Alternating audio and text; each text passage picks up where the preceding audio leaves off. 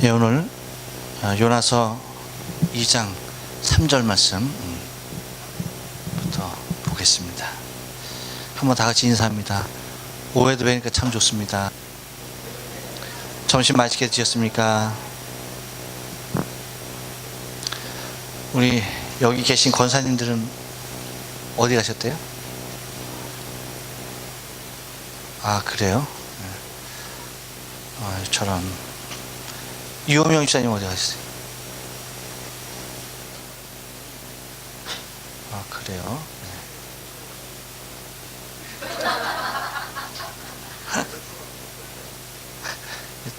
차에 짐 놓으러 간다고 해갖고,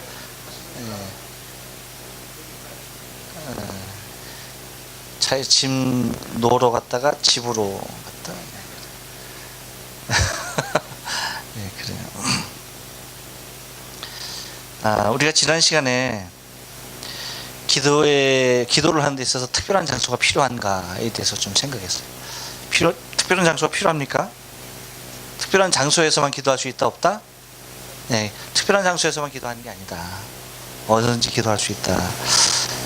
또 이제 그 기도의 동기가 우리가 좀 살펴봤는데요. 네, 요나에게 찾아오는 고난이 오히려 기도하는 동기가 됐다.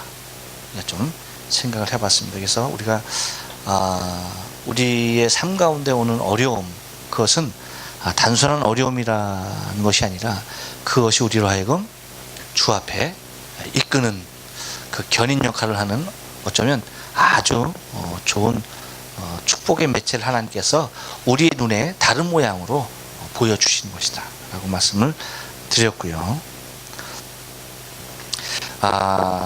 오늘은 3절의 말씀을 좀 보면서 생각을 해보고 싶은데요. 3절 말씀 보니까 이제 주께서 나를 깊은 속, 그 바다 가운데 던지셨으므로 라고 그렇게 표현을 하고 있습니다. 여러분 한번 생각해 보세요. 우리가 하나님의 사랑을 말할 때 한량없는 하나님의 자비하심을 얘기합니다. 그렇죠? 그 자비하심이 끝이 없고 얼마나 크신지 말로 헤아릴 수가 없고 우리의 표현으로 다 표현할 수 없는 그런 엄청난 하나님의 사랑이 있습니다. 그래서 하나님이 우리를 향하여서, 죄인된 우리를 향하여서 참으실 때에 얼마나 오래 참으시는지 아십니까? 지금까지도 참고 지금까지도 우리를 향하여서 인내하시는 분이 누구다? 하나님이시다. 믿습니까? 네.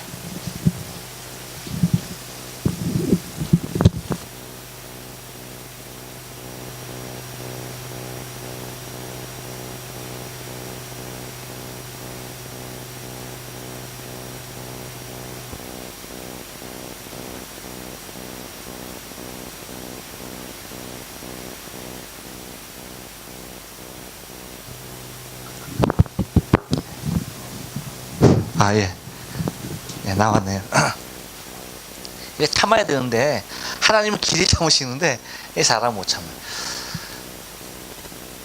그렇죠? 그러니까 하나님이 얼마나 오래 참으시는 거니?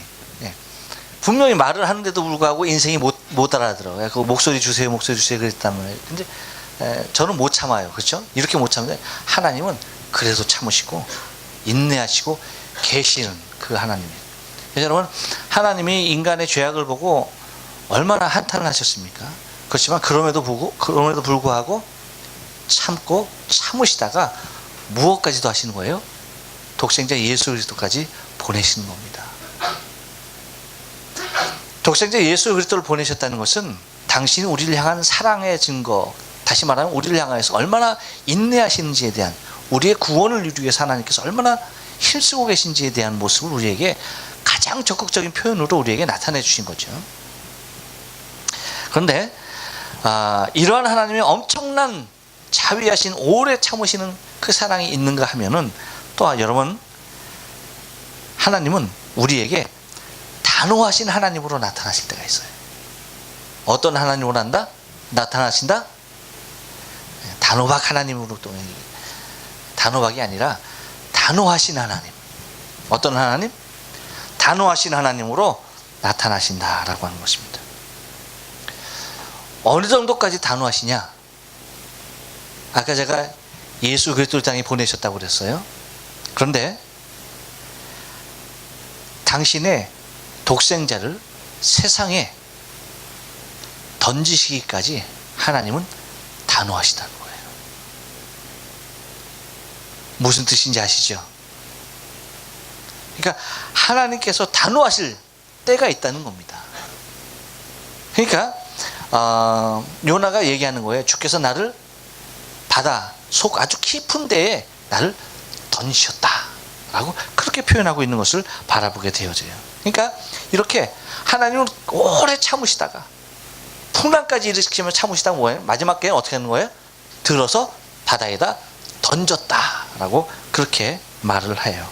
그러면 하나님은 이러한 단호한 선택을 하실 때 어느 때 하시느냐?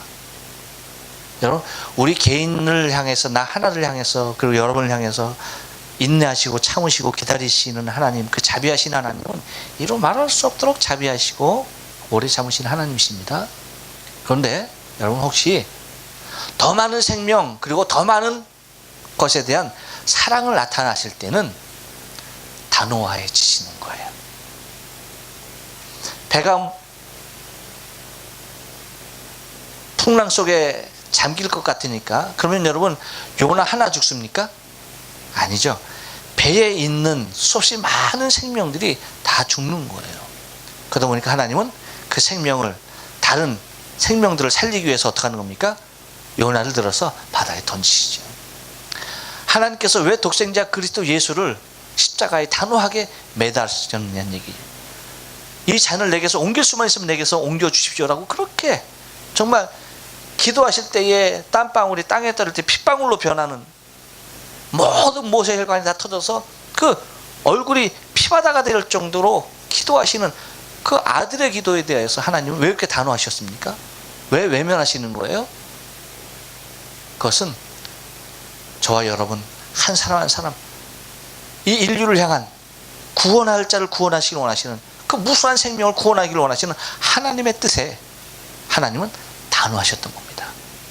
그러니까 하나님께서 우리에게 그런 단호한 표현을 하실 때는 우리 하나의 사랑, 그 이상의 것들을 하나님은 바라보시고 계시다는 것을 우리가 잊지 말아야 돼요.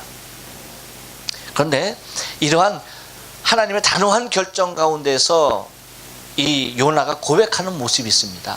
저는 이 고백이 참 은혜스러운데, 뭐냐면 그 이후에 있는 말씀이죠. 큰 물이 나를 둘렀고 주의 파도와 큰 물결이 다 내 위에 넘쳤습니다 라고 얘기하는데, 거기서 뭐라고 얘기하는 거니?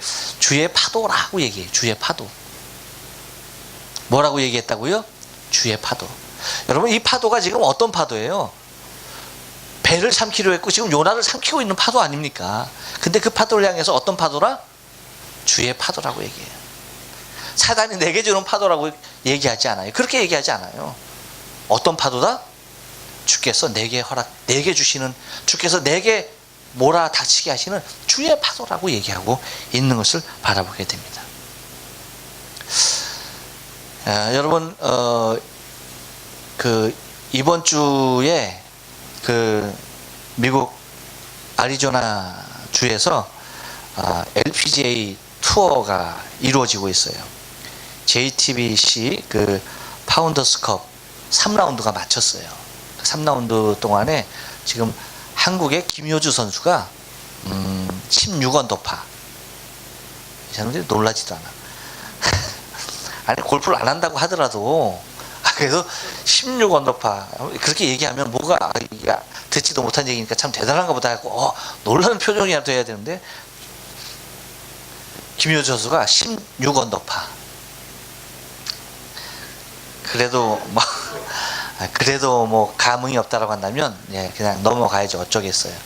알아요. 지금 뭐 점심 먹고 날씨 오늘은 너무나 원더풀이에요. 얼마나 막 그냥 이제 그 벚꽃도 이제 막 피기 막 시작했죠. 이제 여러분 요번 주 말 정도 되면 벚꽃이 확 피고 다음 주 우리가 하나비 갈 정도 가면 막 그냥 떨어져. 그치, 떨어지면서 우리는 그 꽃눈에 잠길 거야. 그걸 한번 생각해 보세요. 이런 좋은 날씨니까 점심 맛있게 많이 먹었겠다. 얼마나 졸리겠어요. 그래도 여러분 저도 졸려요. 근데 16언더파. 네. 그래. 권사님 그만 놀라세요. 심장 멎을 것 같아. 그렇게 이제 마지막 라운드를 남기고 16언더파예요. 미국의 루이스가 14언더파. 그래갖고 단독 1위로 2언더파, 2위보다 2타를 앞서 있어요. 그런데 첫날 시작하는 날 제대로 제 시간에 경기 시작을 못했어요. 4시간이 지나서야 경기를 시작할 수 있었어요. 이유는 뭐냐? 애리조나 여러분 사막지대 아닙니까? 그 여호수아 선인장이 확 이렇게 막 그냥 이따만한 선인장이 이렇게 막 서 있는 그런 광경이 있는데, 그런데 거기에 폭우가 쏟아진 거야. 비가 엄청 와갖고 경기를 갖다 4시간 동안 못했던 거예요. 그러니까 선수들이 1라운드, 2라운드에는 이제 추첨을 해가지고 이제 순서번을 이제 따라서 나가요. 그다음에 이제 3라운드, 4라운드는 성적에 의하여서 이제 제일 잘하는 사람이 맨 마지막에 이제 출전하지 않습니까? 이제 거기에 이제 컷오프도 있죠. 이제 탈락되는 선수도 있고, 그래서 이제 나가요. 그렇게 하는데 그 비가 엄청 와서 이게 추첨해갖고 자기가 이게 뒤로 밀린 사람들은 그날 경기를 다 못했어. 그래갖고 그 다음날 그 전날 경기하고 그날 치러야 할 둘째 날 경기까지 한꺼번에 해야 되는 거예요. 그러면 여러분 입 나올 만해요? 안 나올 만해요? 입 나올 만하죠. 근데 그래서 선수들에게 인터뷰를 합니다. 비가 이렇게 와갖고 참 저거 했는데 어떻느냐, 컨디션에 저기 무리가 되지 않겠느냐 얘기하면은 여러분 놀랍죠? 하나같이 얘기하는 사람들이 그 일기 상황에 대해서 나쁜 악조건이잖아요. 자기에게 온 거기에 대해서 불평조로 불만조로 그것 때문에 내가 이거 오늘 요번 대회 망치겠다 그렇게 얘기하는 사람이 단 한 사람도 없다는 거예요. 어떠한 상황에서도 그런 사실 굉장히 그 불공평하지 않습니까? 그렇죠? 그럼에도 불구하고 어떻게 하는 거예요? 괜찮다라고 그러고 전혀 문제시 되지 않는다라고 그렇게 말을 해요. 저는 그것을 보면서 아니 어떻게 그렇게 얘기할까? 근데 여러분 LPGA에 참석하는 그 멤버십으로 참석하는 사람들 보면 여러분 사실 탑 클래스에 있는 사람들 아닙니까? 골프 경기에 있어서 탑 클래스에 있는 사람들이에요. 그러니까 생각이 들더라고요. 그렇겠구나. 이 사람들이 이러한 조건 하나하나에다 모두 다 불평하고 이거 제비 오늘 잘못 봐갖고 이거 안 됐어. 이거 초반에 스타트했으면 참 좋았을 때 이거 마지막에 오늘 경기도 제대로 다 못하고 내일 또 해야 돼. 이거 이래서 내가 요번에 안 되겠다. 그렇게 얘기하는 사람들은 어떻게 됐을까요? LPGA에 들어오지도 전에 다 떨어졌다라고 생각이 드는 거예요. 어떠한 상황에서나 문제될 것 없고, 그렇죠? 어떤 상황에서나 자신을 컨트롤할 수 있고 모든 상황을 다 이겨낼 수 있는 사람이었기에 여기 LPGA의 선수가 돼서 뛸 수 있겠구나 생각이 드는 겁니다. 제 생각이 여러분 틀려요? 맞아요? 그렇겠더라고요. 이미 불평불만하는 사람들은 다 걸러졌어.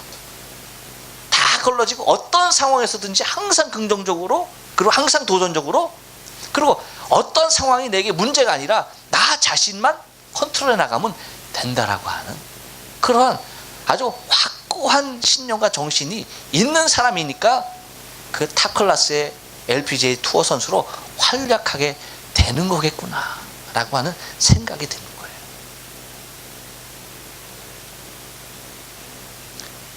여러분 오늘 요나의 고백이 그렇다는 거예요.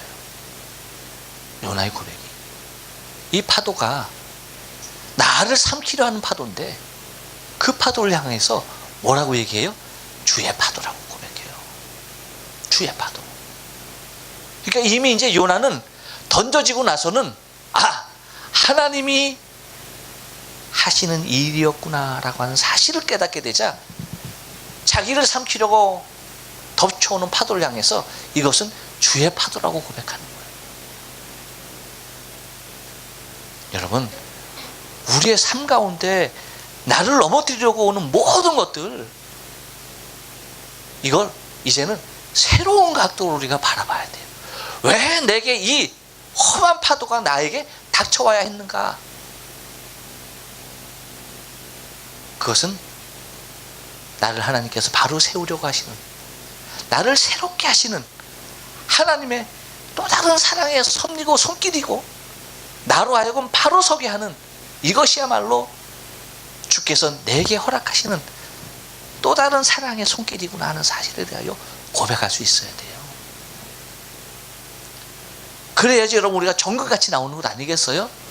아직까지도 조그마한 환란이 있으면 거기에 대해서 불평하고, 하나님은 나에게서 먼가 봐, 하나님은 세상에 나를 살피는 거야 안 살피는 거야, 그리고 왜 필요 또 이런 일이 나에게 닥쳐서 내가 이렇게 어렵게 되는가 하면서 불평하고 있다면 여러분 우리가 정글같이 나오지 못해요. 이겨내야 돼요. 이것을 통해서 나를 하나님께서 연단하셔서 나를 새롭게 하시려고 하시는 하나님의 엄청난 축복이 있다는 사실을 알아야 돼요. 여러분 신앙생활도 똑똑해야 돼요. 똑똑해야 돼요.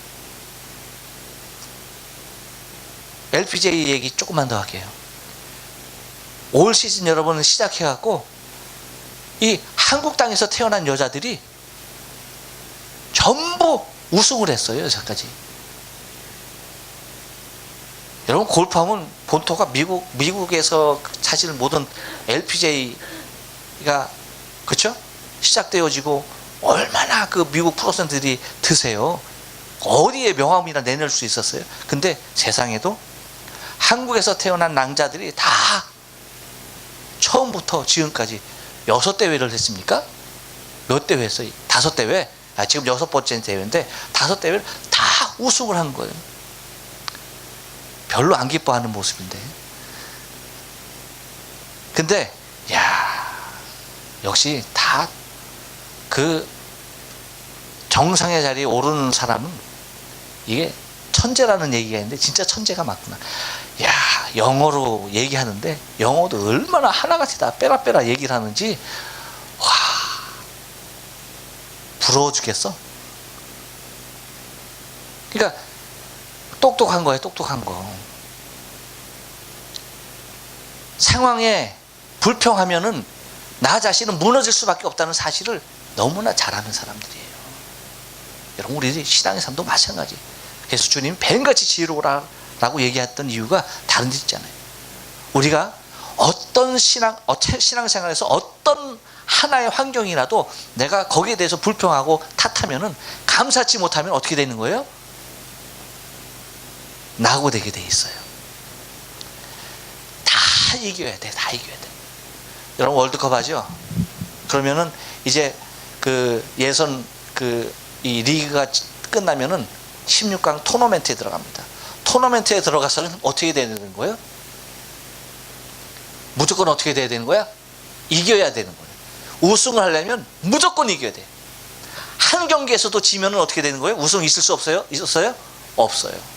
한 경기에서 지면은 준우승이든지 3등이든지 아십니까? 우승은 없는 거예요.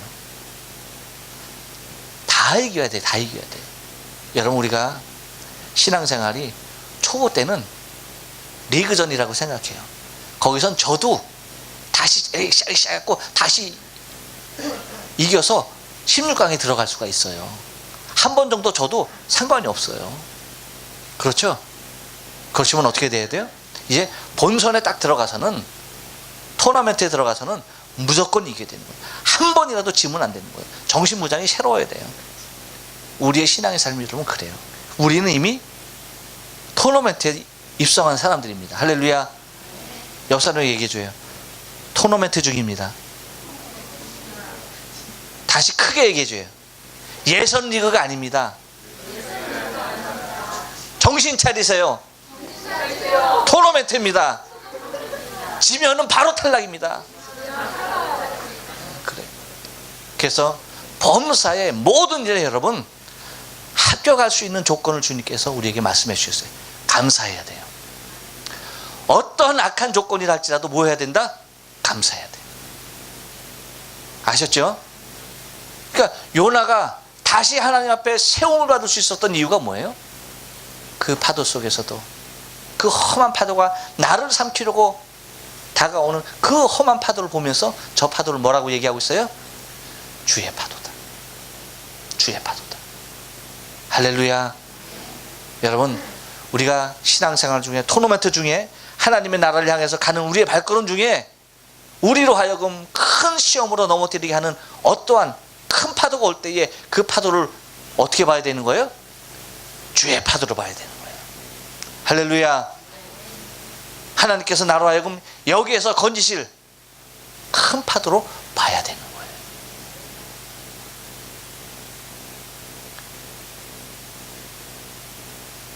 믿습니까?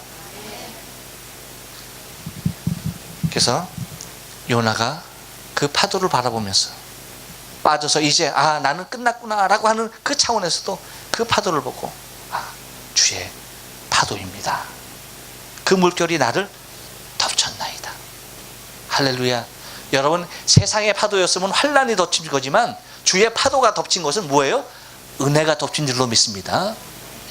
그렇게 바뀌는 겁니다. 똑같은 파도도 환란으로 변하느냐 은혜로 변하느냐, 우리가 어떤 파도로 바라보느냐에 따라서 그 파도는 달라지는 거예요. 똑같은 파도를 할지라도 환란이 될 수가 있고 똑같은 파도를 할지라도 은혜가 될 수가 있는 거예요.